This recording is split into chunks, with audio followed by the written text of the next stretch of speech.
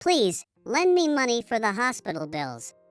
As I opened the front door, there was Simon, painfully dragging her swollen leg. Simon is just 6 years old, and it must have been quite a distance from his home to here. Faced with this grave situation, I was too flustered to do anything. No way. I absolutely won't lend you any. Suddenly, the usually reticent George shouted angrily. At George's harsh response, a look of despair crossed Simon's face. Then George tried to grab Simon's leg, which was stained dark red. At 60, having finished raising my children, I was leading a tranquil life. Now at 66, I continue to work, living a laid-back life with my husband George. Fo is a man of few words. We rarely talk to each other, and although neither of us is particularly chatty, there is no tense atmosphere between us. In fact, I find it calming. We have one son.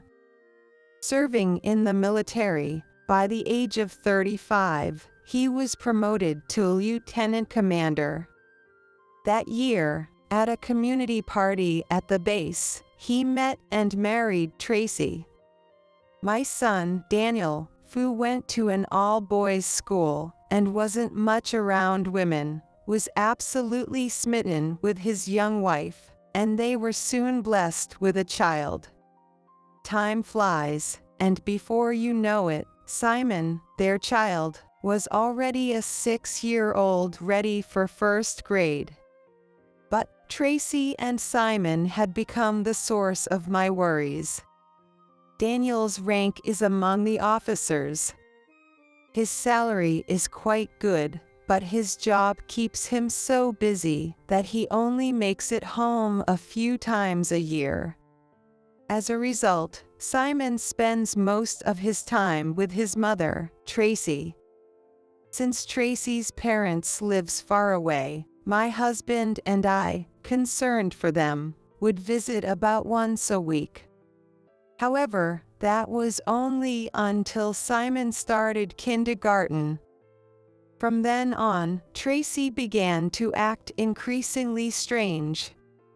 According to her, Simon wasn't very sturdy health-wise, and Tracy started restricting Simon's outings, diet, and contact with people because of his health concerns. Our chances to see Simon gradually decreased, and soon it was only on special occasions like birthdays or Christmas. Whenever we did see Simon, he always seemed to be injured or feeling unwell. Simon, what happened to this injury, and that eye patch? He bumped into a friend at kindergarten. The other one is a sty. Please don't touch it, it hurts her. Simon is a child of few words. Or rather, it seems like Tracy avoids letting me talk to Simon. Tracy appears to be a very calm woman at first glance, but when it comes to Simon, she's like a different person. Simon, here's a pencil for you. You like those superhero shows, right? What was it? Use it when you start elementary school. Janet. He doesn't like that stuff anymore. But he still talks about it sometimes, right? He was just drawing them the other day. I don't let him watch those anymore. All that fighting and defeating, what if Simon imitates it and gets hurt again? If we ever try to give Simon something without consulting her, Tracy explodes in anger. Being told about the allergy, I was surprised when scolded over just a box of pencils, especially considering it wasn't even related to his health. The poor Simon had another episode at kindergarten.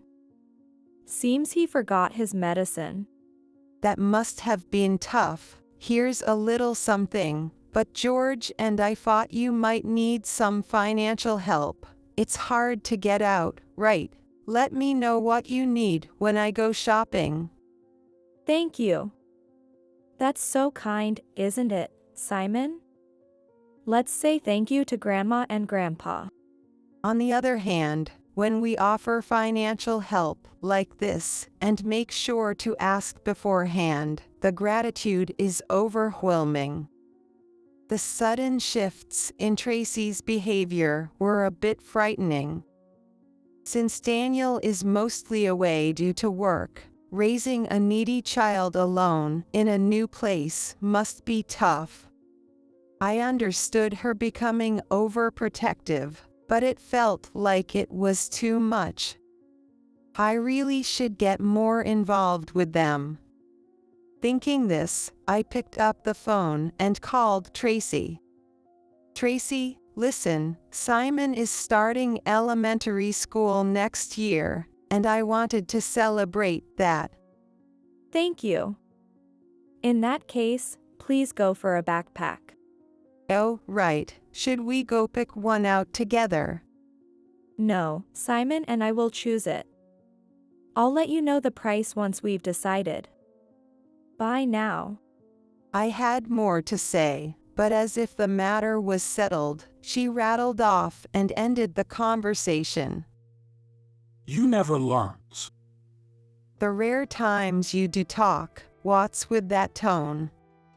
I couldn't help but let out an irritated voice, even though I knew it wasn't George's fault.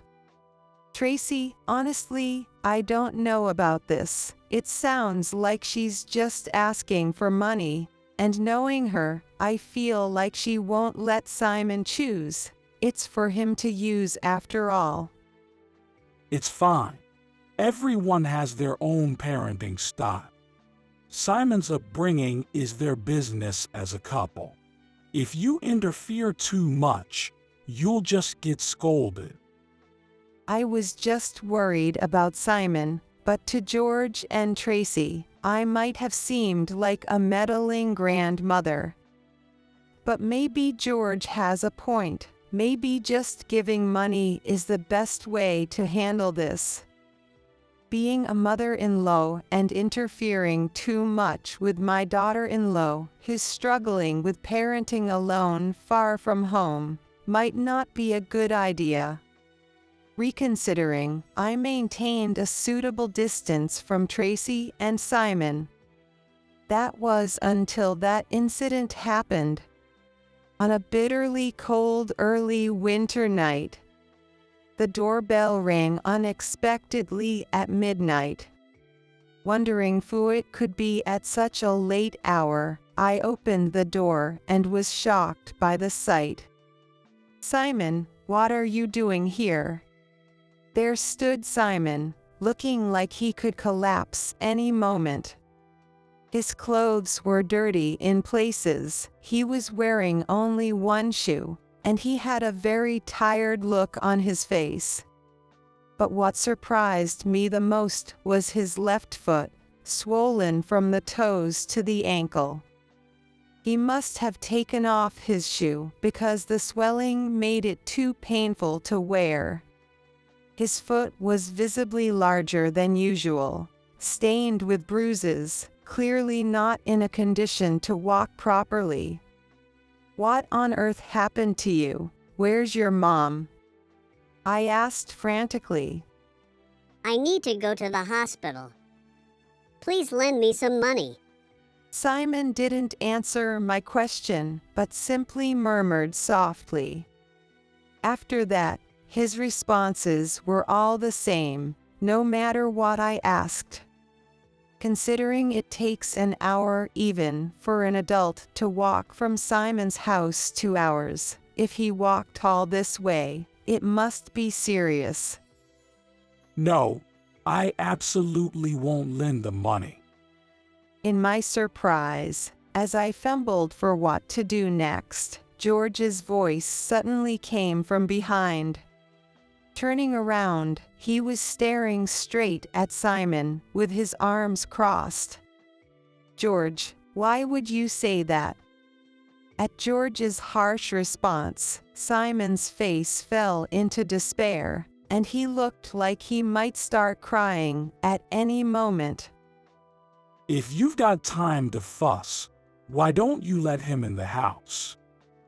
George said this and quickly picked up Simon, taking him into the room.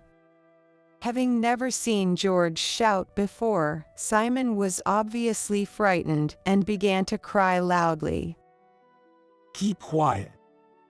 And then, to my horror, George, who had lost his temper, pinned down the crying Simon and tried to grab his severely swollen foot. "George, don't be rough, he's just a child. It's different for adults."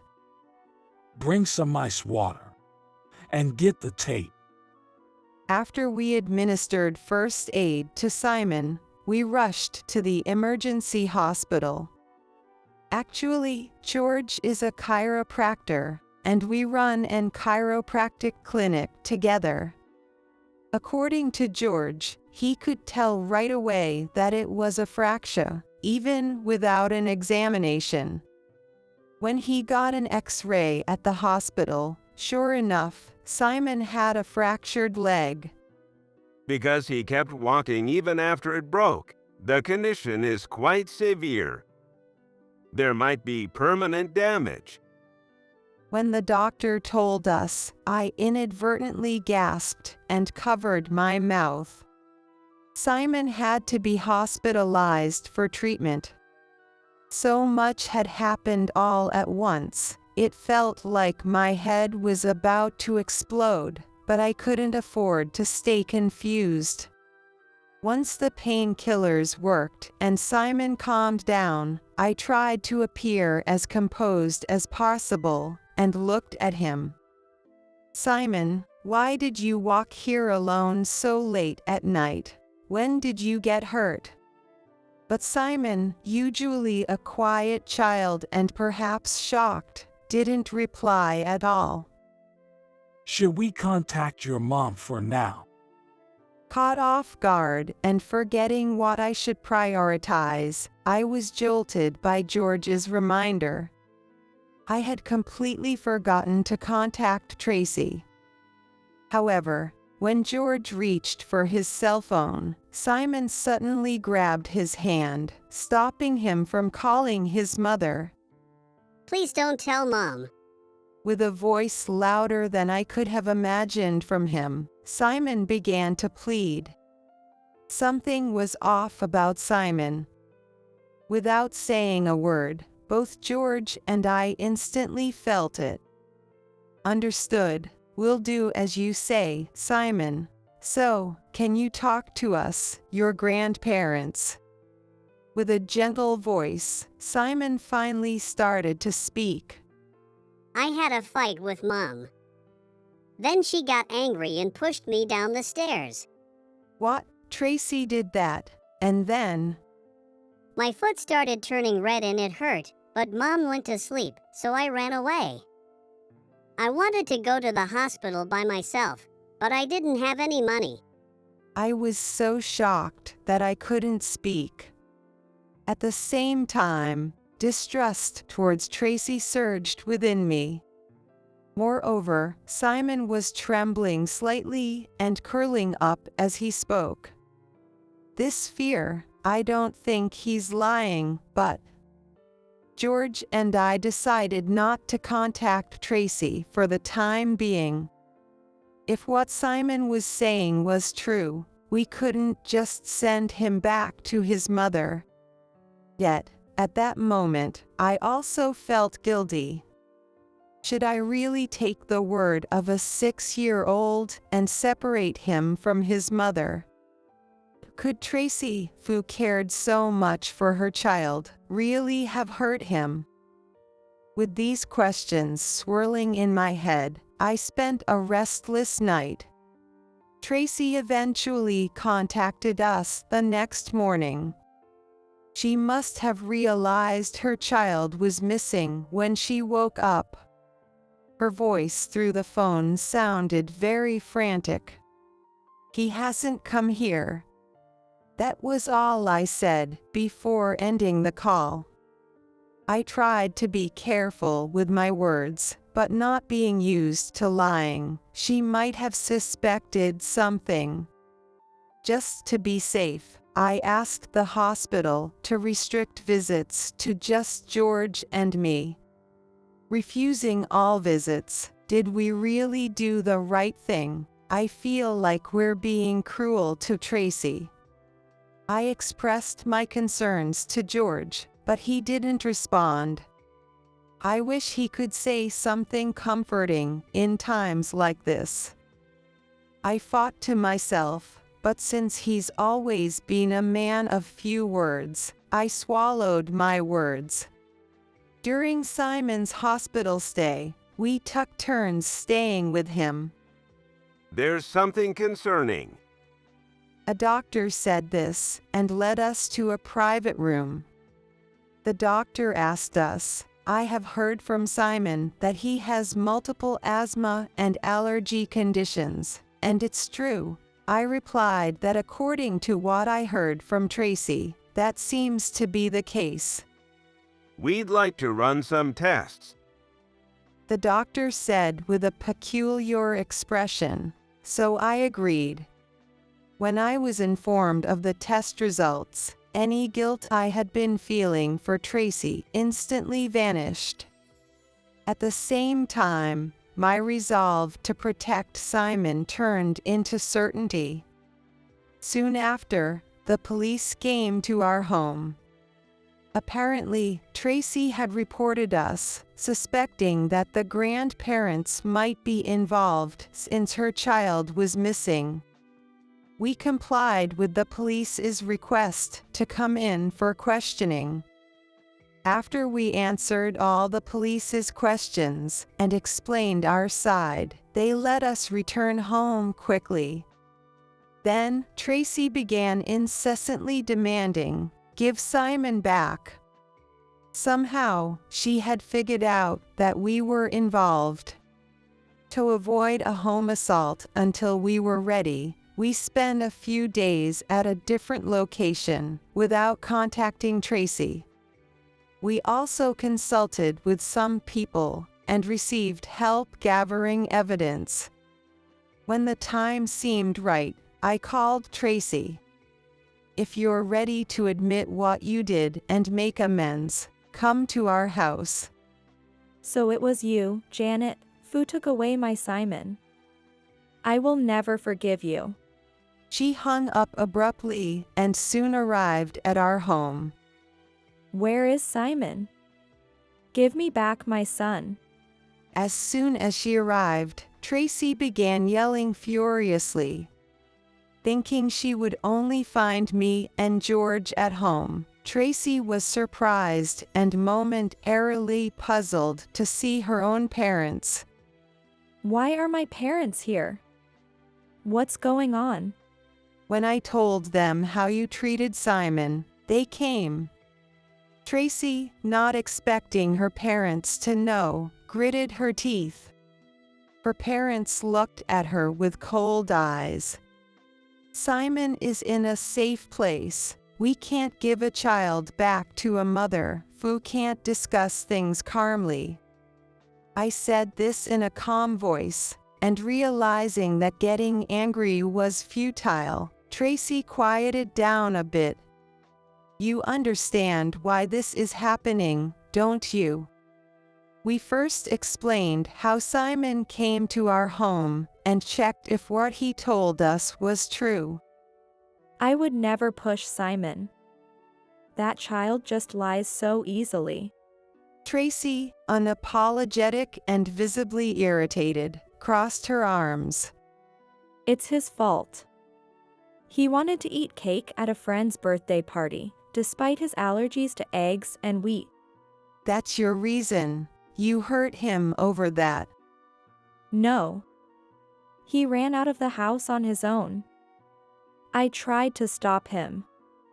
He must have fallen somewhere because he felt guilty about getting hurt and didn't come back. As she spoke, Tracy started to tear up.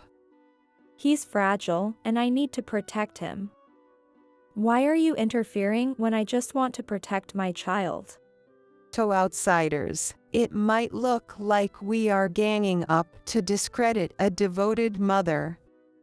He has allergies and illnesses. And I don't even know where he eats or what he's eating. He might have an attack. Do you know how hard that is?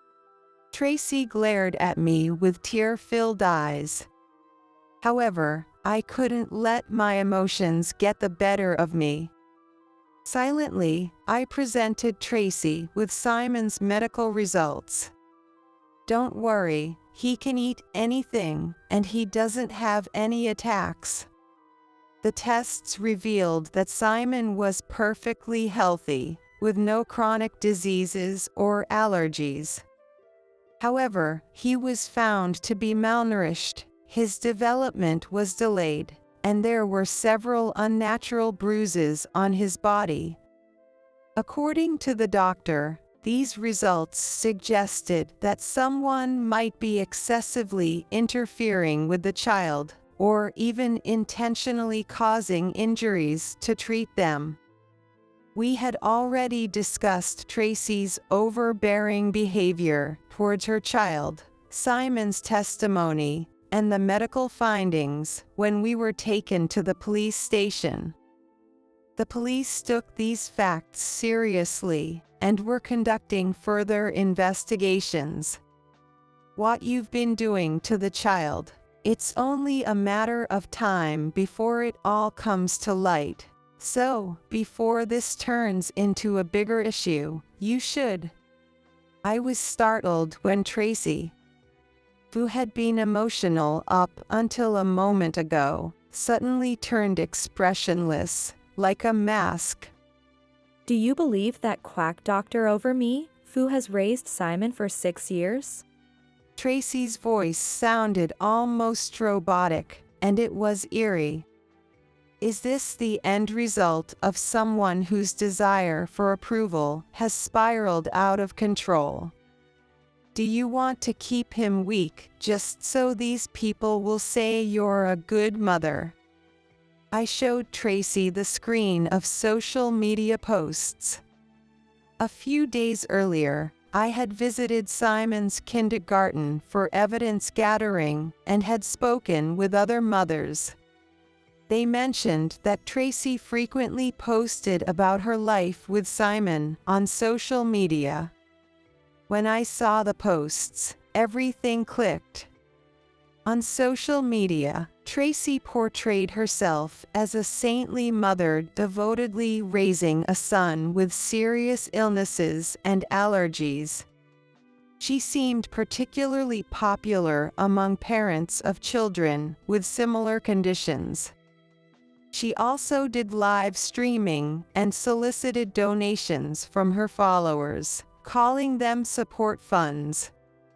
I don't understand much about social media, but using your child to create topics for your posts is not normal, is it? I sighed as I said this, and the mask-like face slowly began to show frustration. You wouldn't understand, Janet. Here, everyone watches me. They're all nice to me. Tracy grabbed the mobile device from me and began to gaze at it lovingly. With practiced ease, she navigated through several accounts, showing them off to us. This person is a mother of 3 who manages both her job and her family. She's beautiful and capable. Don't you think she's amazing? This one's husband has a successful home-based business, and they go on family trips every month. Wait, what are you talking about? While all these people shine, why don't I have anything? Tracy's face then turned sad, and she muttered with vacant eyes. Waking up at the same time every day, doing household chores and taking care of children in the same room all day long, that's all I have. What's wrong with that? That's admirable. I'm telling you, it's boring. I wished Tracy would wake up to reality. But it seemed that there was no stopping her now. After a deep sigh, I looked into Tracy's eyes once more.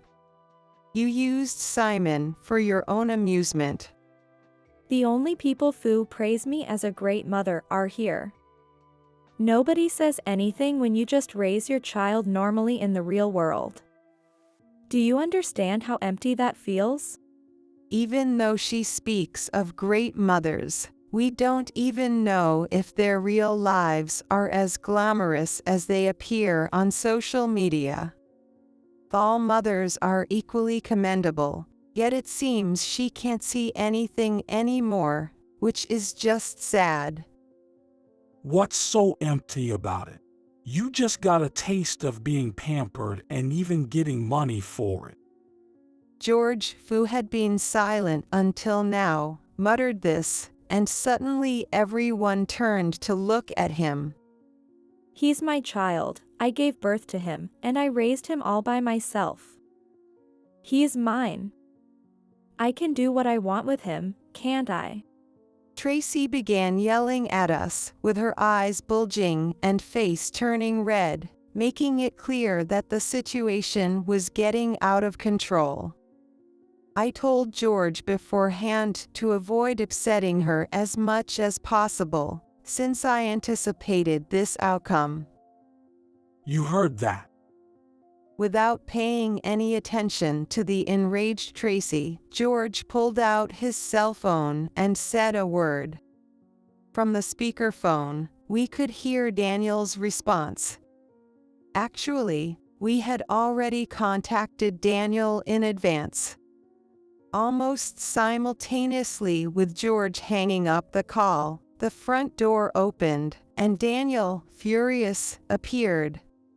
He had taken emergency leave and returned from his military base as soon as he heard about the commotion. Why are you?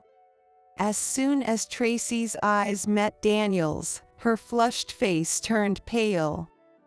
Facing a tall man over 6 feet tall, glaring with anger, she looked like a frog being stared down by a snake. Divorce me. I will seek custody and alimony, Daniel declared, and we felt relieved to hear it. Tracy has always been overly indulgent with Daniel, but for the sake of his beloved son Simon, he had decided to take a stand this time. Why? Everything was going so well until now. Wah. Realizing she couldn't escape the worst outcome, Tracy literally started flailing and crying. I couldn't help but feel unbearable seeing a grown adult cry and say wah. I didn't say it out loud, but I discreetly made eye contact with her parents. Noticing my cue, they immediately called the police. Tracy has always been like this. Whenever things don't go her way, she starts crying or gets angry and becomes uncontrollable. They had told me over the phone. That's why we had all agreed, if this meeting turns unproductive, don't hesitate to call the authorities. Then Tracy approached George and me, looking up with tearful eyes. Janet, George, I'm sorry. Please, let's end this here. No joke, you were the one who slept instead of looking for him when he broke his bone. Because he had to walk, he might suffer from after effects. As if her life was ending, Tracy trembled and begged for forgiveness. But her life was just beginning from here. Although she pleaded with her parents and Daniel, no one was willing to save her. Swear you'll never approach Simon again. Unwilling to nod in agreement, Tracy was grabbed by the arriving officers. Monster. Demon. Let me go. Ultimately, Tracy continued to shout resentments towards us, without a single word of apology or reflection for the child. It's truly appalling that you didn't even ask about Simon's injuries. You should feel the weight of your sins. I told her as she was put in the patrol car, but she didn't look back. Afterward, Tracy was arrested for assault on Simon. According to her parents, this wasn't her first time dealing with the police. They've decided to cut ties with Tracy now. They've even sold their house and moved in with Tracy's siblings. Rumors spread quickly among her circle of mom friends, and her carefully curated social media accounts were eventually deleted by the administrators after becoming too chaotic.